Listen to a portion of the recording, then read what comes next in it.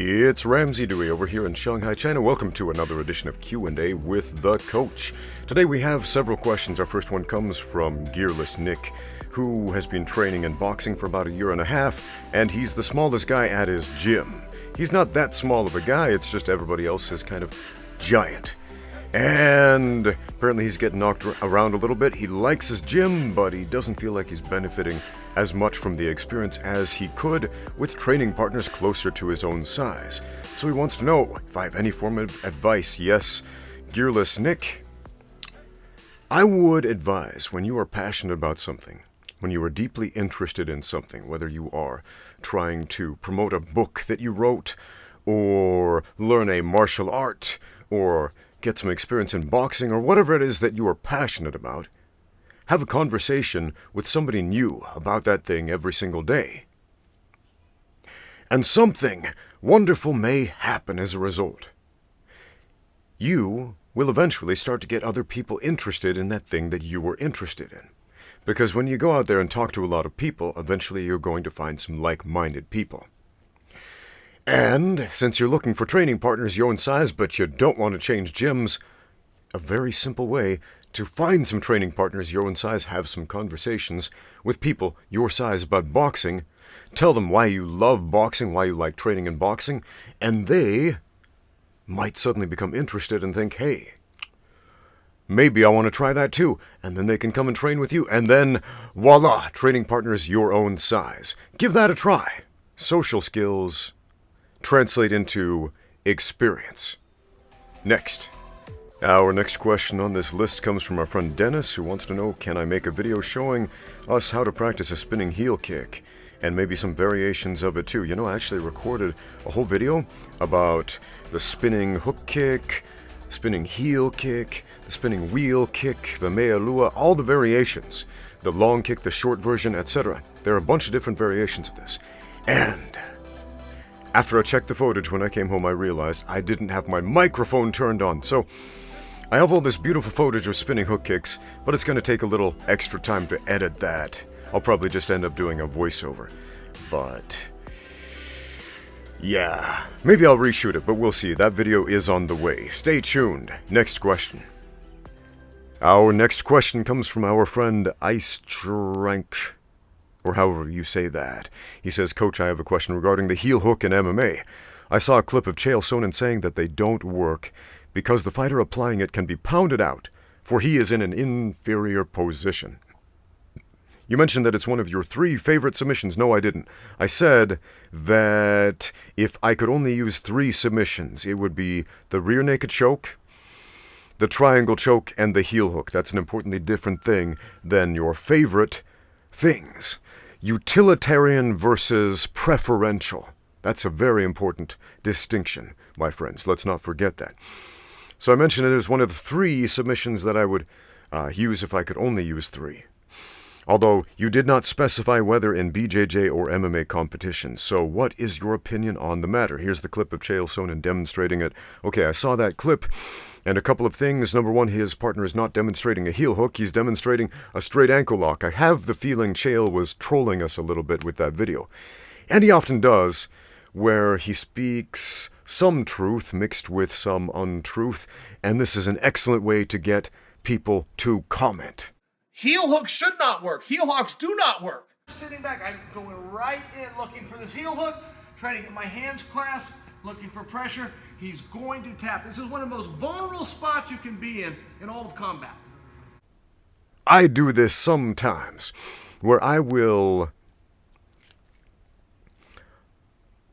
tell you something, and then I will introduce just one little slightly controversial variable that I know is going to get you talking. For example, recently I put up a post in the community section of my YouTube page about cats. And I put this little blurb up about cats, saying that cats are apex predators. And I knew for a fact that a lot of people would dispute that. They would run to their dictionary, look that word up, and they would think to themselves, wait a minute. An apex predator is an animal that has no natural predators. It is at the top of the food chain, and if memory serves me correctly, since cats are pretty small, some other animals, such as large birds of prey, coyotes, etc., will sometimes prey upon cats, therefore they can't be apex predators. Let me type an angry response to this. Ramsey, how can you be so irresponsible with your use of language? That's not what an apex predator is. It's a house cat. Come on, man. Get with the times. And as a result, I get 5,000 free comments boosting my visibility in the YouTube algorithm.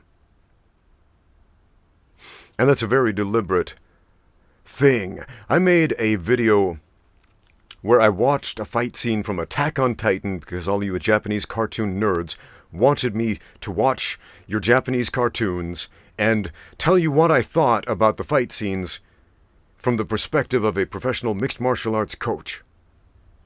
And I just did a couple of things there. One, I called them Japanese cartoons instead of anime. So what was your gut-wrench instinct from the true die-hard Japanese cartoon fans? They got on their keyboards and started typing, "No, Ramsey, it's not Japanese cartoons, it's called anime." Ah! Right? And what does that do? That boosts it up in the search results of YouTube. It's how Google works, man. But I did another thing there. In the thumbnail, I wrote the words Jiu-Jitsu in anime, but I had it slanted at such a weird angle that it kind of looked like I was saying anime and Jiu-Jitsu. As a result, I got 3,000 comments saying, "Anime and Jiu-Jitsu? What's up with that? Ha ha ha, LOL, anime and Jiu-Jitsu." And it worked, and the video got hundreds and hundreds of thousands of views. So, what does that have to do with Chael Sonnen? He does that all the time, but to a much greater extent. In a recent podcast, he said something very interesting where he was talking about internet trolls. And he said, back in my day, we just called it lying. And I'll tell you how you can get somebody to engage with you. Someone who doesn't want to engage with you, you lie about them. You don't just say something that isn't 100% accurate, like, it's a Japanese cartoon, not an anime. You lie about them. Like, hey, remember that one time we fought and I beat you? And then they'll be thinking, wait a minute. We fought, but you didn't beat me. I'm going to correct that. I'm going to come out and make a statement and bring attention to you without even realizing it. And that's how Chael gets so much attention, besides the fact that he's a very charismatic speaker. He is a master promoter at bringing attention to himself and to what he is saying and to that message. And so his partner is showing a straight ankle lock while Chael is talking about the heel hook. And in this particular situation he's showing, and the way his partner is holding onto that leg, yeah, you can absolutely stand up out of it. And if you were able to stand up and get your foot flat on the floor, get your weight on your foot, the one that the guy's attacking in a straight ankle lock, you can absolutely pound him out exactly as Chael showed, but it wasn't a heel hook. And it wasn't a good control position. But it was a brilliant trolling job. Absolutely brilliant. Now Chael is a master of mixing hard, honest truth with just a little bit of inflammatory information. One of those hard, honest truths is, again, that the heel hook is, as far as finishes in the UFC goes, there have only been a few of them. A fairly small number of heel hook finishes in the UFC, but we also have to take into consideration the fairly small number of submission finishes in the UFC. What, Ramsey? Don't UFC fights end by submission all the time? No, not all the time. Once again, 65% of all fights end via TKO, and the remaining 35% that's split up between KO, submission, and judge's decision. And then all other things beside that, disqualification, etc., etc. So, going by that, should we practice submissions at all? Well, yeah, because once again, if we don't, we're going to get caught with them. Why do I say the heel hook is the great equalizer? When you do it correctly, you have a lot of control over your opponent's leg. When you do it correctly, you have them in a position where they cannot stand up. When you do it correctly, you have them in a position where they cannot reach you, cannot put their weight on you, cannot strike you, and you are attacking a fairly small joint, the heel, which gives you leverage over the knee. So you can twist and break and tear up all the tendons in the knee. So again, if you are a smaller person fighting a larger person, yeah, make sure you know what a heel hook is. Next question. Our friend WWE Metal Fan says, "Hey Ramsey, silly question, but my car broke down, and I don't know when I'll have it repaired, or if I need to buy a new one. Anyways, this would mean I would likely miss out on boxing and swimming, though I would still try to make it. The only sure exercise I can do without transportation is a 20-minute walk, going to work for 5 days, and maybe on the weekends. Would that be enough? And on a bigger note, what is the bare minimum exercise an average person should do? Would 20 minutes of walking be enough? Enough for what is the question we all want to know. There was a study that I read about like 20 years ago about obesity, and they studied enormously fat people, like morbidly obese people, prime candidates for a heart attack and stroke. And they had two groups. The control group did nothing, sat on their butts, didn't move, completely sedentary lifestyle. And the other group went on a 20-minute walk every day. And that was it. One group walked 20 minutes, the other did not. And one group of those people suffered some pretty horrible consequences. And a lot of them died. And the other group did not. Weird how that works, but the group who was physically active, as little as going on a 20-minute walk a day, was healthier than the group that moved not at all. That's a weird way to phrase that. That moved not at all. I'm speaking in Shakespearean verse here. Now, Shakespeare would have figured out a more creative way to term that, but it is better to do something than to do nothing, obviously. Now, you mentioned that you attended boxing and swimming classes. Will going on a 20-minute walk a day be the same as boxing and swimming? No, absolutely not. Will it prepare you adequately for boxing and swimming? No, it will not. But, yeah, you should always focus on what you are able to do instead of what you are not able to do. So if you are honestly only able to move for 20 minutes a day by walking to and from work, then do that. If there is something more that you can do, that you think you should do, find a way to fit that into your schedule. Next question. Madav G wants to know, I've seen a lot of MMA fighters immigrating to different countries to pursue their dream, like Francis Ngannou, a Cameroon, France, USA immigration from one country to another. And he goes on to say, even you did it, coach. So what was the process like and how did you do it? Well, not exactly. Not exactly. I moved to China in the year 2009. I moved from a hotbed of mixed martial arts activity where there were professional fights going on. I had my own gym going on. Everything was on the up and up over there. And then I moved to a place where there was no mixed martial arts, zero awareness of mixed martial arts. The sport was, I don't even want to say its infancy. It was in an embryonic stage. Over here back in 2009, there were a handful of people who even knew what MMA stood for, who even knew what UFC stood for.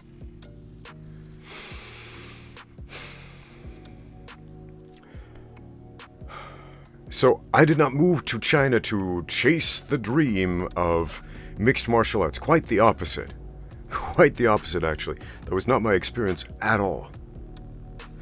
When I moved to China, my initial idea was to retire from mixed martial arts and do something else with my life.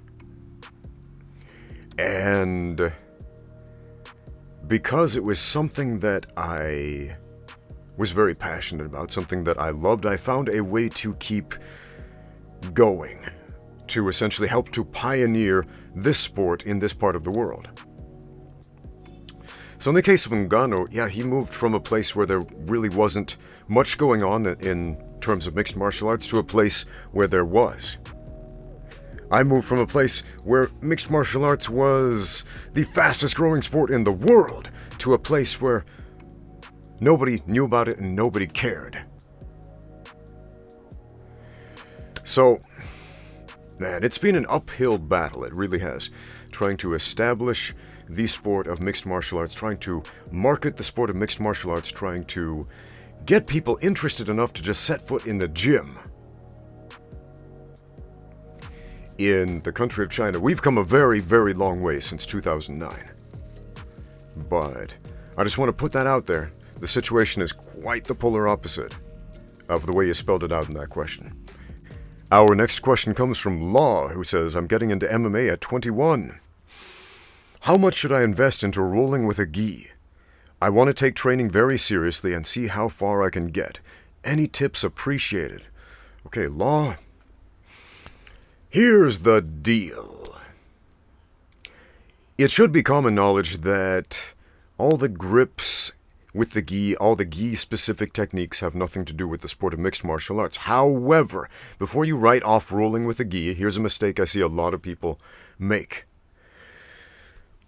People with very little or no grappling experience hear somebody like me say that the gi grips have nothing to do with MMA, and they tell themselves, well, in that case, I will never train in the gi. And so what ends up happening? They go out there and they join an MMA gym, or they have other opportunities where perhaps there is a BJJ class going on there. Because a lot of MMA gyms don't just specifically teach the sport of MMA. A lot of them have a bunch of different classes that you can attend. Boxing classes, wrestling classes, BJJ classes, kickboxing classes, yoga classes, whatever, right? All these different cross-training methods to get your feet wet in these different sports and help you excel with very specific skill sets, right? And I have seen this a lot, and you guys will come into a gym where a jiu-jitsu class in the gi is offered, and they'll just poo-poo it. Not for me. And as a result, they end up missing out on many, many important hours of mat time. To be a good MMA fighter, you have to be a good grappler. You have to. And to be a good grappler, you need thousands of hours of mat time.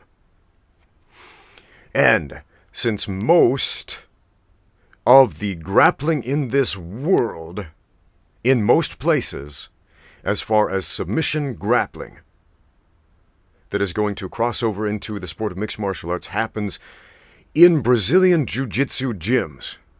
Let's just be honest about that. I love catch wrestling, but there's not a lot of catch wrestling out there. There is a lot of jiu-jitsu out there. And most of that is done in the gi. And if you tell yourself, I'm never going to put on the gi, you're going to miss out on hundreds and thousands of hours of mat time.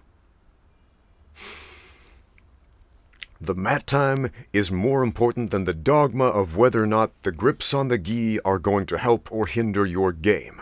Obviously, if you're training for the sport of mixed martial arts, you are going to cross-train. Obviously, you understand, up here and in here, I'm not going to use these grips in the sport of mixed martial arts, and that's okay. Get on the mat, log the hours, put in the time, whether that is in a wrestling room or in a jiu-jitsu school with the gi. Get the mat time. It is that important.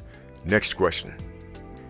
Our last question comes from our friend Maverick Candelina, who says, Ramsey, do you plan on following up that old podcast with Sensei Seth where you guys discussed the best modern combat sports to supplement traditional martial arts?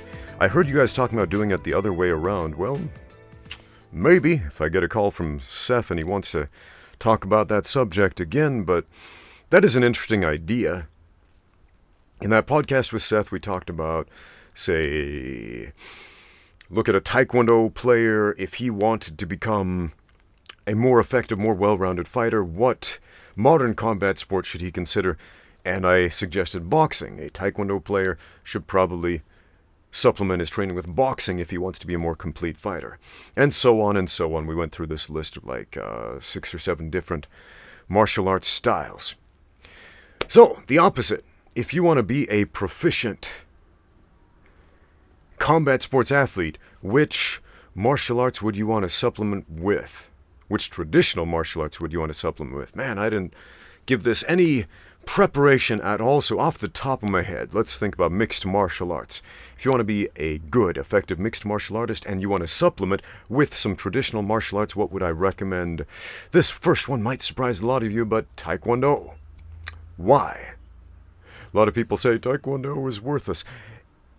If all you know is Taekwondo, and then you jump into a cage fight with an experienced cage fighter, you are probably going to lose unless you get really lucky and fire off a spinning back kick into his liver right off the bat and catch him by surprise. More likely than not, that won't happen.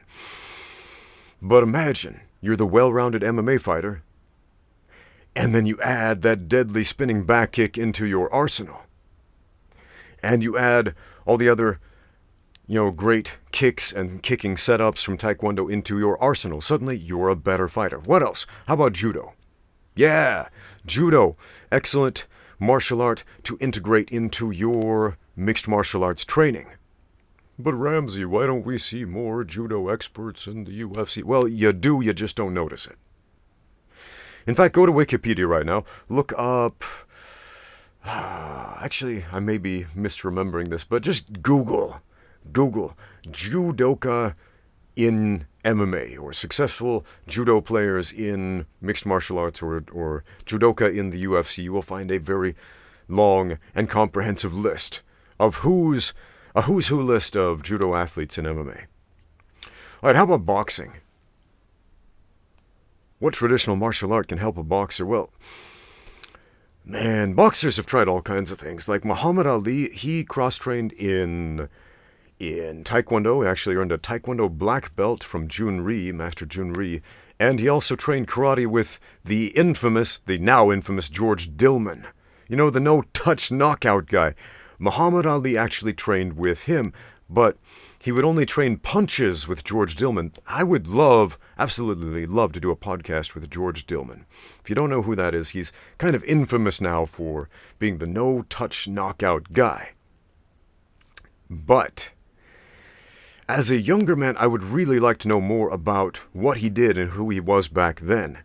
Because back then, he had guys like Muhammad Ali wanting to train with him. George Dillman met Bruce Lee.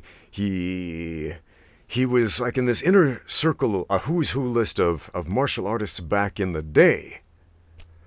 And I really want to know more about who he was back then rather than the goofy, out-of-touch, no-touch knockout guy today. That would be a really interesting interview, I think. But I've tried contacting him before and I never got a response, so who knows? Who knows what's going on with him? But Muhammad Ali believed that learning karate-style punches helped him as a boxer. And maybe. Am I suggesting all boxers should go out there and hook up with karate instructors? It won't make you worse, most likely. What other combat sports do we have? Wrestling? Yeah, wrestling. What would be a good traditional martial art to pair with wrestling? Wow, that's a tough one. And I'll tell you why. Because wrestling is quite possibly the oldest martial art there is. Not a traditional martial art in the sense that it is passed down in the traditional sense, but the oldest martial art. Old and traditional are different things. Because if I look at other martial arts that have similarities with wrestling, for example, Tai Chi Chuan is a grappling art that uses wrestling techniques. A lot of people don't know this. But it's true. There's nothing that Tai Chi offers that wrestling doesn't do better. I'll put that out there. I'm going to stop this list right there. But I'm going to ask you, my friends, in the comments down below, perhaps for reference for a future video on this subject, what combat sports would benefit most deeply from which specific traditional martial arts styles? Tell me what you think. In the meantime, thank you for watching. Now get out there and train. Hey, do you like the fight shorts I wore in this video? Well, you might not have noticed them because they are camouflaged after all. But did you know you can get your own at xmartial.com? They've been sponsoring this channel for a while, and did you know they make all kinds of training equipment that isn't camouflage, that's totally visible to the human eye, and it's amazing, including but not limited to this Japanese rat monster rash guard. Get your own at xmartial.com, and don't forget to use my code Ramsey10 for 10% off all your purchases. It helps out this channel a lot. Thanks so much, and once again, thank you for watching. Now get out there and train.